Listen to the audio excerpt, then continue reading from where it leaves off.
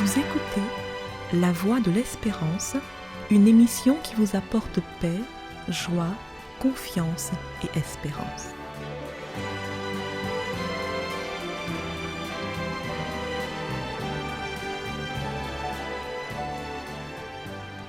Bonjour la Guyane et bonjour à tous depuis la Guyane. Nous pleurons avec Saint-Domingue. Oui, nous pleurons avec Saint-Domingue car cette semaine, ce pays a vécu la pire catastrophe de son histoire. Dans la nuit du lundi 7 avril, l'effondrement du toit d'une discothèque où se produisait un célèbre chanteur de merengue a fait de nombreuses victimes.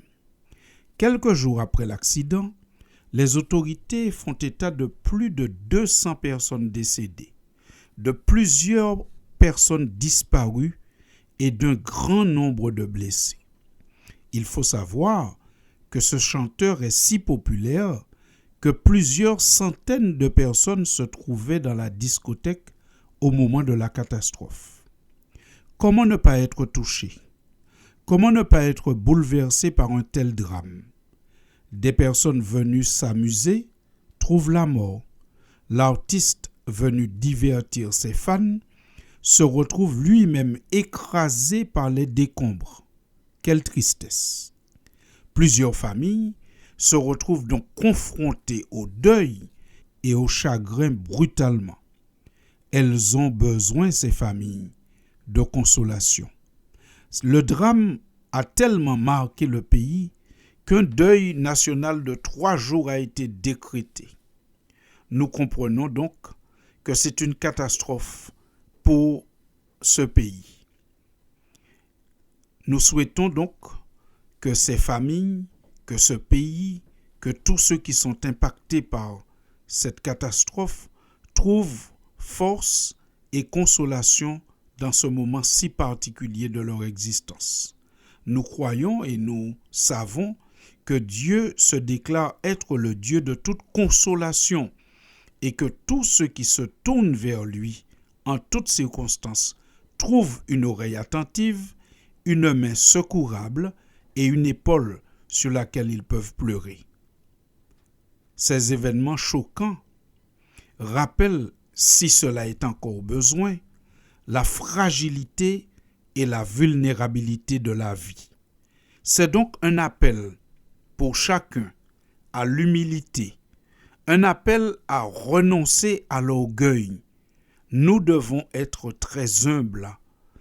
Et c'est pour cela que l'apôtre Jacques, qui a écrit un des livres de la Bible, dit au chapitre 4, « Écoutez-moi maintenant, vous qui dites, aujourd'hui ou demain, nous irons dans telle ville, nous y passerons une année, nous ferons du commerce et nous gagnerons de l'argent. Eh bien, vous ne savez pas ce que votre vie sera demain. Vous êtes en effet comme un léger brouillard qui apparaît pour un instant et qui disparaît ensuite. Voici bien au contraire ce que vous devriez dire.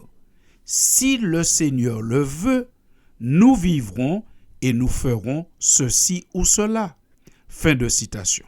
C'est de là que vient cette fameuse expression qu'on entend un peu partout. Si Dieu veut, demain si Dieu veut, je passerai te voir. Alors c'est vrai que quand on emploie cette expression, certains se moquent. Mais en réalité, c'est l'humilité qui fait parler ainsi. Car nous ne savons pas de quoi sera fait demain. Notre vie est si fragile que nous sommes appelés à être humbles et à dire demain, si Dieu veut. Nous sommes très fragiles sur cette terre. Cette catastrophe nous rappelle aussi que nous devrions être toujours prêts à rencontrer notre Maître, à rencontrer Dieu. Car la vie ne se limite pas uniquement à ce que nous faisons sur cette terre. Ce que nous faisons sur cette terre est une préparation pour une autre vie plus intense avec Dieu ou alors une absence totale de vie. Lorsque Jésus parle à ses disciples, il leur dit dans l'évangile de Luc au chapitre 12 et au verset 35, « Soyez prêts à agir.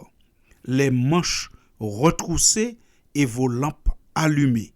Soyez comme des serviteurs qui attendent leur maître au moment où il va revenir d'un mariage, afin de lui ouvrir la porte dès qu'il arrivera et frappera. Fin de citation. Jésus nous invite donc à vivre les manches retroussées. Dans d'autres versions, nous lisons les reins attachés, c'est-à-dire étant toujours prêt à l'action, toujours prêt en se disant « et si aujourd'hui, ça devrait être mon dernier jour sur terre et après cela, la prochaine fois que je serai conscient, ce sera pour rencontrer Dieu et pour rendre compte. » Il nous appartient donc de vivre chaque jour comme si c'était le dernier, toujours prêt à rencontrer Dieu, à qui nous aurons à rendre compte à un certain moment. Dans le livre de l'Ecclésiaste, qui est un des livres bibliques, au chapitre 11 et au verset 9, nous lisons « Jeune homme, réjouis-toi dans ta jeunesse. Livre ton cœur à la joie pendant les jours de ta jeunesse.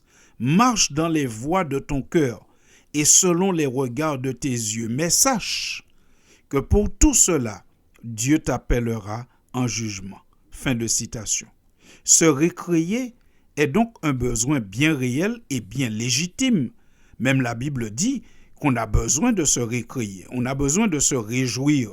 C'est donc un besoin bien réel et bien légitime, j'insiste.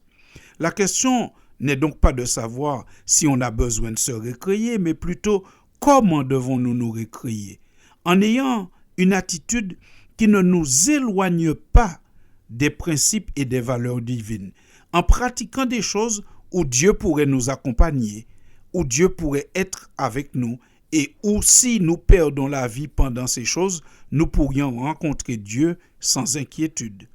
Les accidents peuvent arriver partout et à n'importe qui. On peut avoir un accident dans une discothèque, mais aussi dans une église. Il arrive parfois qu'il y ait des accidents dans les églises, des catastrophes aussi qui se passent à ce niveau. Mais la question est de savoir si ce que je suis en train de faire m'éloigne de Dieu ou me rapproche de Dieu. Car mourir n'est pas le plus dramatique pour celui qui a la foi.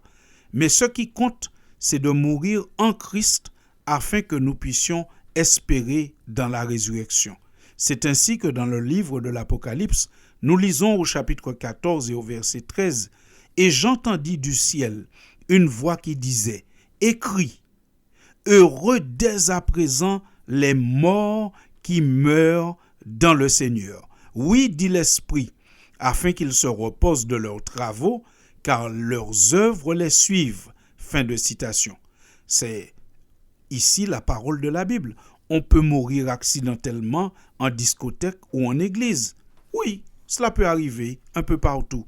Mais la question est de savoir, là où nous mourrons, la pratique dans laquelle nous mourrons, est-ce qu'elle nous éloigne de Dieu ou est-ce qu'elle nous rapproche de Dieu, afin qu'au jour où chacun puisse se présenter devant Dieu, qu'il puisse recevoir de la part du Seigneur un satisfecit, entendre « Bon et fidèle serviteur, entre dans la joie de ton maître ». C'est une question que chacun de nous devra méditer. En attendant, tous autant que nous sommes, prions pour les familles des victimes de la catastrophe de Saint-Domingue.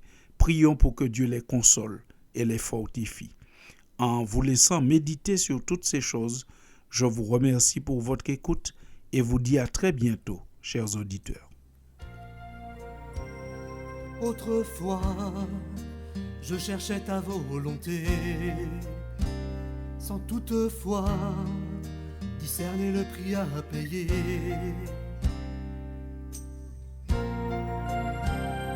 J'attendais que tu l'écrives noir sur blanc. Désormais, j'apprends à marcher autrement. Montre-moi le chemin. C'était La Voix de l'Espérance, une émission préparée par l'Église adventiste du 7e jour. Si vous désirez avoir une copie de la causerie d'aujourd'hui, demandez-la. Elle vous sera donnée gracieusement. Écrivez à La Voix de l'Espérance, boîte postale 169 97 324, Cayenne, CEDEX, ou téléphonez au 0594 25 64 26. Merci chers auditeurs et à bientôt.